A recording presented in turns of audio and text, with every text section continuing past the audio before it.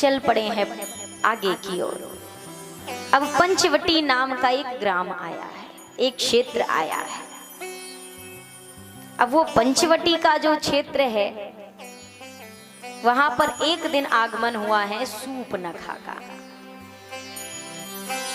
हमारा जीवन भी ये एक पंचवटी के ही समान है, क्योंकि 5 तत्वों से मिलकर बना है ये शरीर। और इस शरीर रूपी पंचवटी में जब किसी मंथरा जैसी, क्षमा चाहूंगे, जब किसी सूपनखा जैसी स्त्री का अथवा वासना कह लें का आगमन हो तो हमें क्या व्यवहार करना है और किस प्रकार से अपने आप को संभालना है, ये विचार करने की बात है। रावण की बहन सूपनखा आई है पंचवटी में। सूपनखा रावण के बहिनी, दुष्ट हृदय दारुण जस अहिनी। सूपनखा रावण के बहिनी, दुष्ट हृदय दारुण जस अहिनी। पंचवटी सो गई एक बारा, पंचवटी सो गई एक बारा। देखी विकल भई जुगल कुमारा। देखी बिकल भई जुगल कुमारा। तुम सम पुरुष नमो सम नारी, तुम सम पुरुष नमो सम नारी। यह संजोग विधि रचा विचारी। यह संजोग विधि रचा विचारी। यह संजोग विधि रचा विचारी। सूपनखा का आगमन हुआ। सूपनखा ने सूपनखा का परिचय मिला है। सूपनखा रावण के बहिनी, रावण की बहन सूपनखा।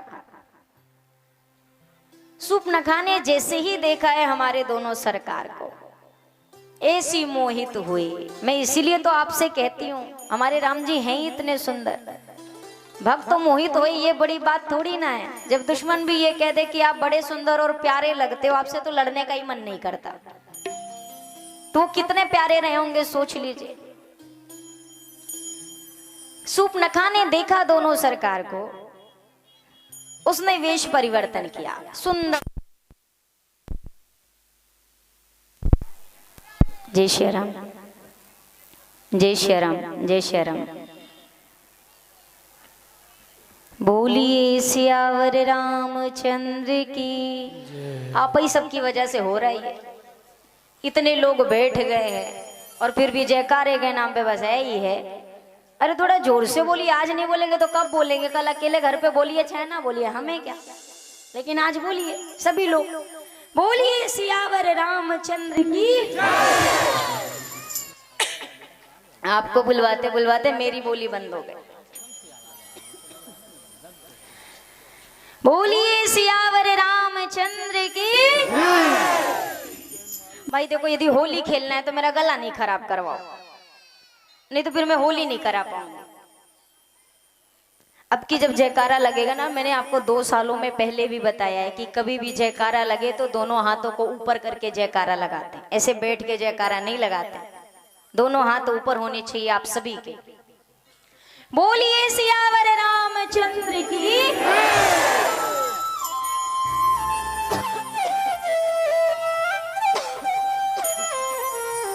अब ना लगवाऊंगी जयकारा।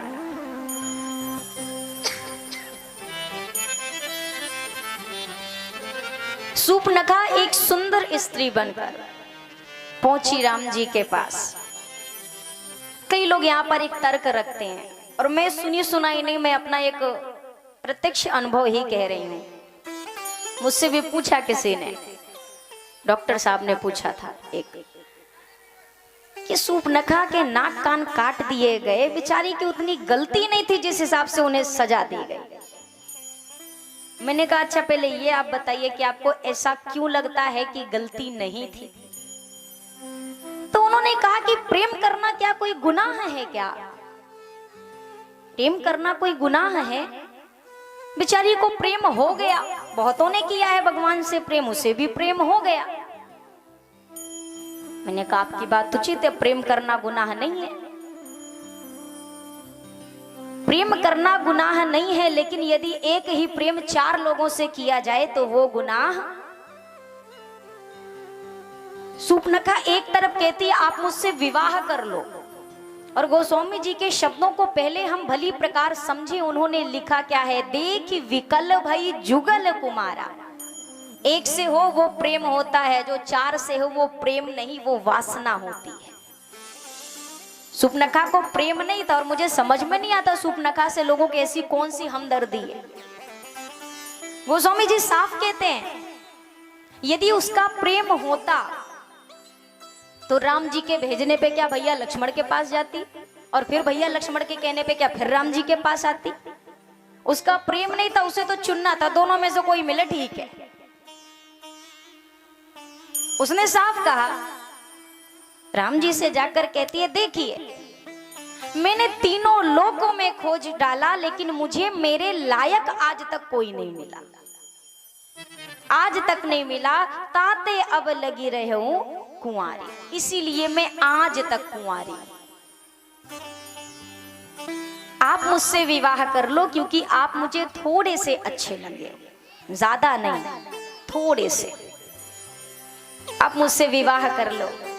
ठाकुर जी ने कहा देखो देवी, हमने तो एक पत्नी व्रत का संकल्प लिया है, हम नहीं कर सकते, लेकिन वो जो गोरे गोरे से दिखाई दे रहे हैं ना, वो मेरा ही छोटा भैया है, मेरा अनुज है। जाकर उनके सामने प्रस्ताव रखो, क्या पता तुम्हारा प्रस्ताव पारित ही हो जाए, रख कर देखो। भैया लक्ष्मण के पास गई। भैया लक्ष्मण के पास जाकर कहती है आपके भैया ने भेजा है, आप मुझसे विवाह कर लो। अभी भैया लक्ष्मण ने देखा नहीं है, अभी देखा नहीं है सूर्पनखा की ओर। और भैया लक्ष्मण ने कहा सुंदरी। सूर्पनखा तो खुश हो गई भाई। सूर्पनखा ने कहा जो बिना देखे मुझे सुंदरी कह रहे हैं, वो देखने के बाद कितने मुझ पर मोहित होंगे। भैया लक्ष्मण ने मन ही मन सोचा, देवी जब तक हम नहीं देख रहे हैं तभी तक तुम सुंदरी हो भी, हमारे देखने के बाद तुम सुंदरी। राम जी वाकई में बड़े सुंदर हैं, और मैंने आपसे पहले भी कहा है काले हैं तो इतना ज्यादा हम पागल हैं, गोरे होते तो पता नहीं हम बचते कि ना बचते, ये भी एक बात है।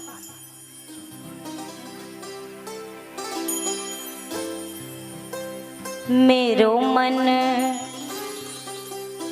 ले गयो री, हो मेरो मन रंग गयो री, मोटी मोटी आँखिन वारो।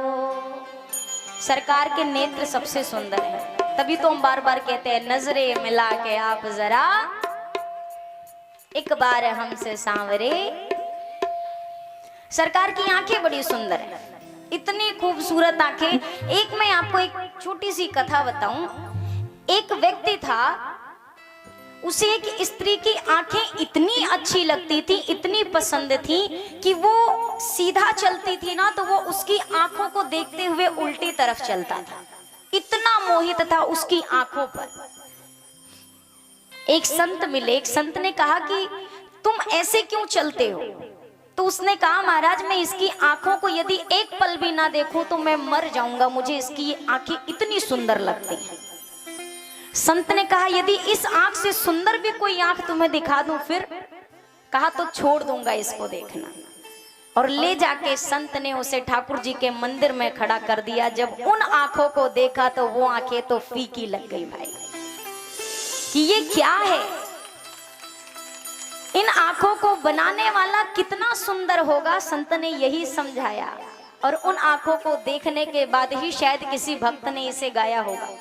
होली बीती है लेकिन हमें तो आज रंगना है, क्योंकि आज का समय है हमारे पास।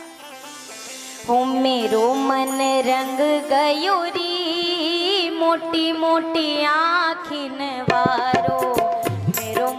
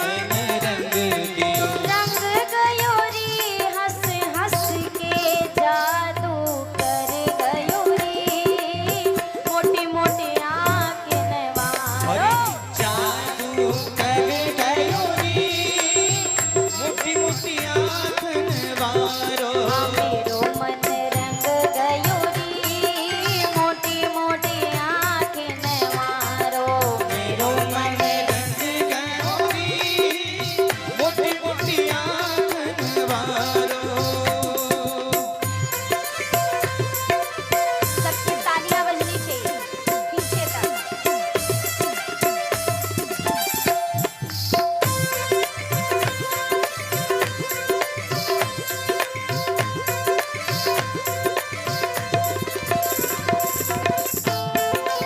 बोल सावरिया सरकार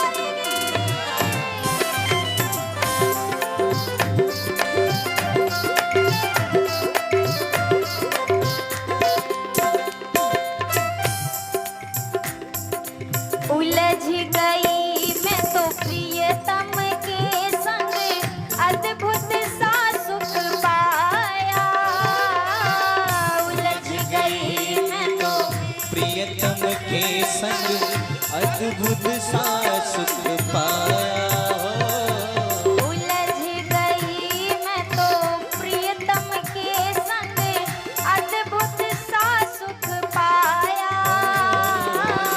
उलझ गई मैं तो प्रियतम के संग अद्भुत सा सुख पाया अरे गली रंगीली ठाढ़ो प्रियतम गली रंगीली ठाढ़ो प्रियतम गली रंगीली ठाढ़ो प्रियतम गली रंगीली ठाढ़ो प्रियतम मुझ में आए समाया मन बस कर गयूरी मोटी मोटी आँखें नवारो मन बस कर गयूरी मोटी मोटी आँखन वारो मोटी मोटी आँखें नवारो सखीरी मोटी मोटी आँखें वारो सखीरी मोटी मोटी आँखें नवारो सखीरी मोटी मोटी आँखें वारो सखीरी बड़े बड़े नैना नवारो मेरो मन हाँ मेरो मन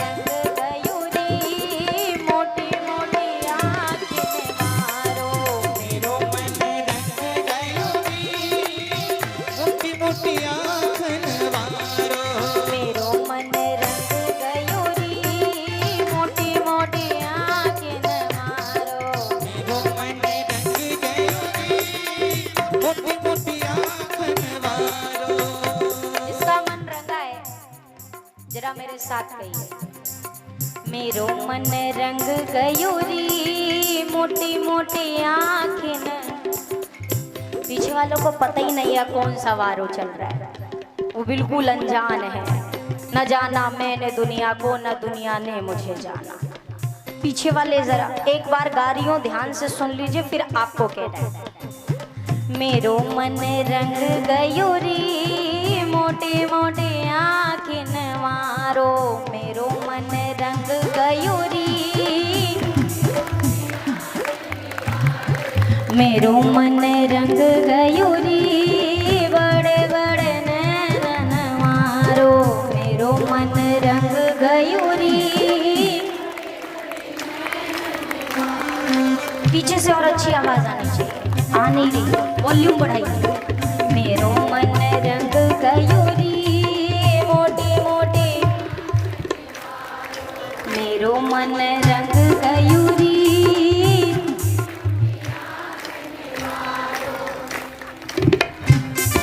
मेरो मन रंग गयूरी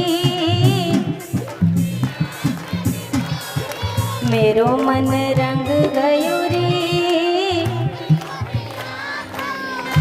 नहीं हमारा ध्यान आप पे भी है आपको भी बोलना है मेरो मन रंग गयूरी मोटी मोटी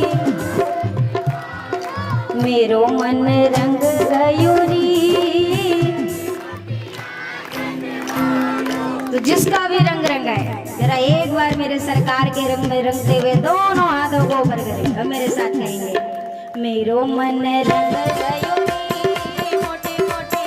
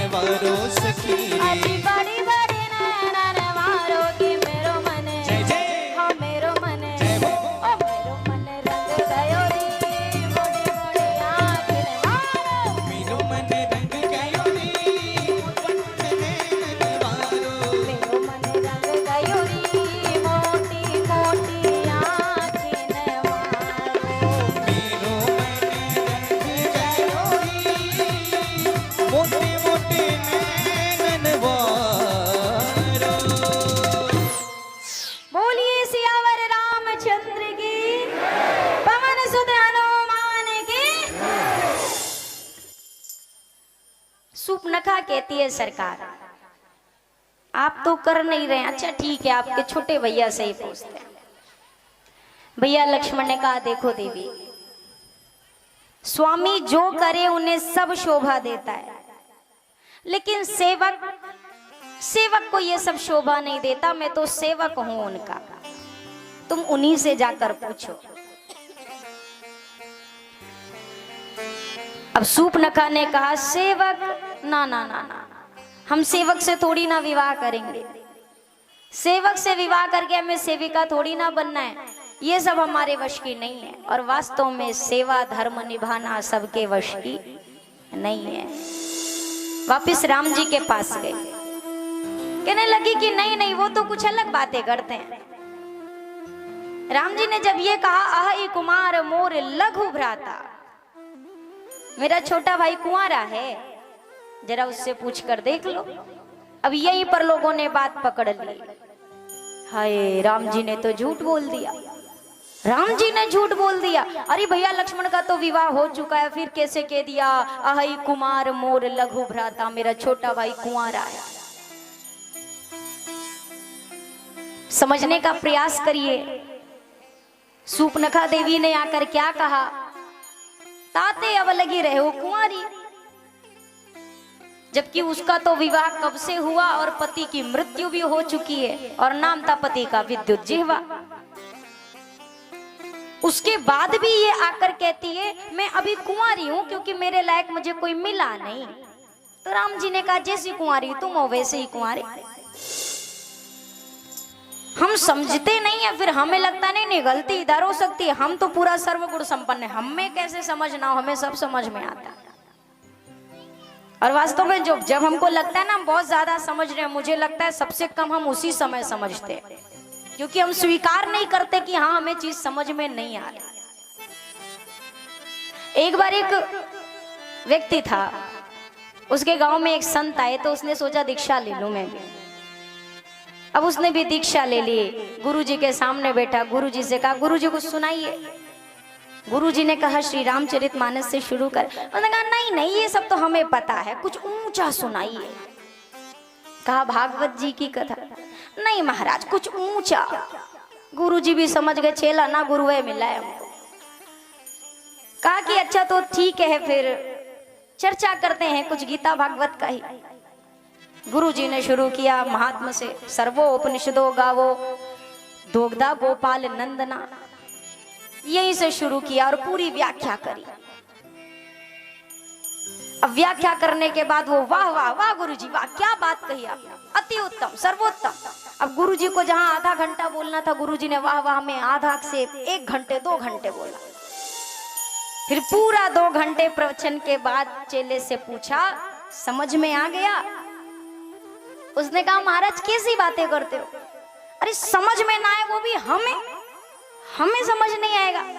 आप समझाते कम हो, हम आपसे ज्यादा समझ लेते हैं, हमें भला समझ में नहीं आएगा, कैसी बात करते हो? हमारा सब कुछ मुझे समझ में आ गया, बस एक चीज थोड़ा सा नहीं समझ में आई, वो ये है कि आप बार बार कह रहे थे दो गधा दो गधा दो गधा, तो वो 2 गधा थे कौन?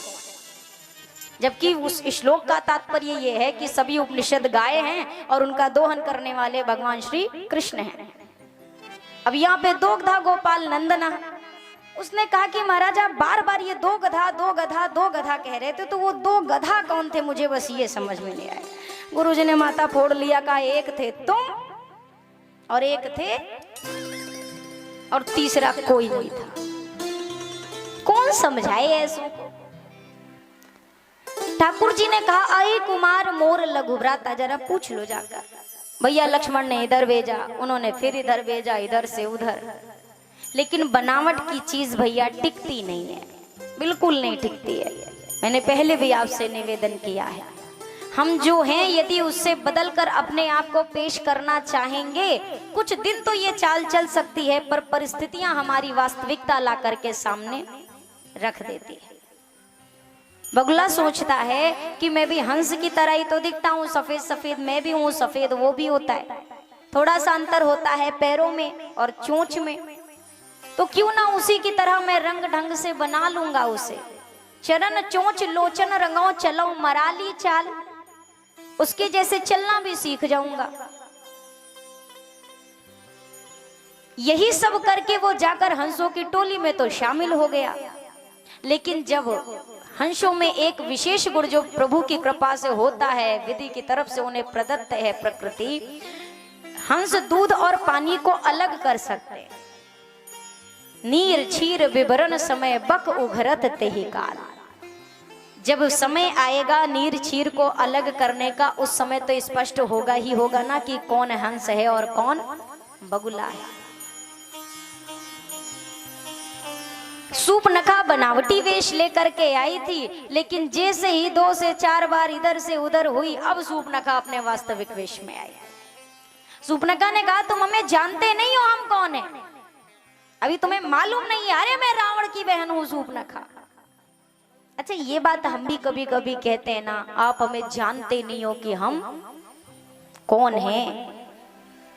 और मुझे लगता है यदि हमें बताने की जरूरत पड़ रही है कि हम कौन हैं, इसका मतलब अभी हम कुछ नहीं हैं। कर्म तो वो होते यदि हम कुछ हैं तो हमें बताने की जरूरत नहीं है, और यदि बताने की जरूरत पड़ रही है बार बार, तुम्हें नहीं पता हम कौन है, तुम नहीं जानते हम कौन है, इसका मतलब अभी हम कुछ नहीं है, अभी बनना है, अभी समय है। सूपनखा आ गई वास्तविक वेश में। भैया लक्ष्मण की ओर राम जी ने धीरे से इशारा किया। भैया लक्ष्मण ने एक निमिष मात्र में, लक्ष्मण अति लांघवते नाक कान विनुकीन, ताके कर रावण कह मन हो चुनौती देन। नाक कान काट के सूपनखा का विदा कर दिया। सूपनखा खरदूषण के पास पहुंची। पूरी सेना के सहित खरदूषण आया। युद्ध हुआ, एक दूसरे में ही प्रभु के दर्शन कर रहे और एक दूसरे का ही वध कर डाला। सूपनखा रोती हुई रावण के पास पहुंची। भैया देखो ना, मेरे साथ कितना बड़ा अत्याचार हुआ, छल हुआ है मेरे साथ।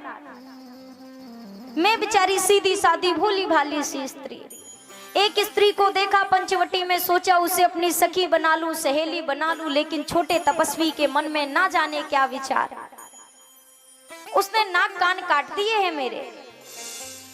उसके साथ, उन दोनों के साथ जो स्त्री है ना भैया, बहुत सुंदर है। अब रावण मारीच के पास पहुंचता है। मारीच की सहायता से रावण मैया का हरण करता है। मारीच स्वर्ण मृग बना है, सोने का मृग, सोने का हिरण। भागता है, थोड़ी दूर भागता है, फिर रुक जाता है, मुड़कर राम जी की ओर देखता है, फिर भागता है, फिर रुकता है, फिर राम जी की ओर देखता है।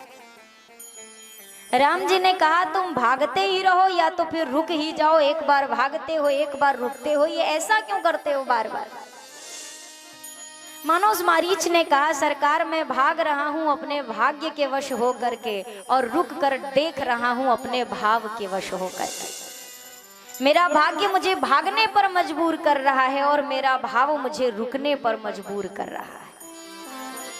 भाग्य क्या है, यदि नहीं भागूंगा तो रावण मार देगा, और भाव ये है कि आपके जितने पल भी मैं दर्शन कर सकूं वो मेरा परम सौभाग्य होगा। मारीच ने चुनाव किया कि रावण के हाथों मरने से अच्छा तो है कि मैं राम जी के हाथों से मृत्यु प्राप्त करूं। यदि मैं इनके हाथ से मौत प्राप्त करूंगा तो भी मेरा जीवन धन्य हो जाएगा। रावण अधमी था, पापी था, सब कुछ है, ठीक है, लेकिन फिर भी रावण ने एक समय आने पर यह विचार किया कि खरदूषण मोहि सम बलवंता, तिनको मारे बिनु भगवंता। खरदूषण तो मेरे समान बलशाली हैं, और यदि उन्हें किसी ने मारा है, उनका वध किसी ने किया है, तो ये सामर्थ्य तो केवल ईश्वर में है, उनके बिना और कोई नहीं है जो मार सके। रावण भले ही कितने दुष्कर्म करता रहा, अत्याचार करता रहा, लेकिन रावण के मन में और इतनी समझ तो है कि वो अनुभव कर रहा है कि लगता है इस धरती पर उसका अवतार हो चुका है।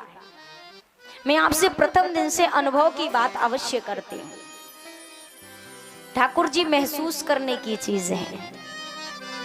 जो ये तर्क रखते हैं कि जो चीज दिखती नहीं हम उसे मानते नहीं। यदि आप हलवा बनाएं, सूजी का बनाएं, गाजर का बनाएं, किसी भी चीज का बनाएं, मैं आपसे पूछती हूं, आप हलवा बनाएंगे, आप उसमें शक्कर डालेंगी, जो भी आपको मेवा डालने हैं आप वो डालेंगे, सब कुछ आप डाल करके जब आपका हलवा तैयार होगा आप ला करके सामने रखेंगे। उसमें आपको सूजी दिखाई देती है या गाजर का है तो गाजर दिखाई देगी, और आपको सारे उसमें मेवा मिष्ठान जो भी आपने डाले हैं वो दिखेंगे। चीनी दिखाई देती है क्या? अरे ऐसे ऐसे कुछ तो करो, ऐसे बैठे हो आप सभी, चीनी दिखती है क्या?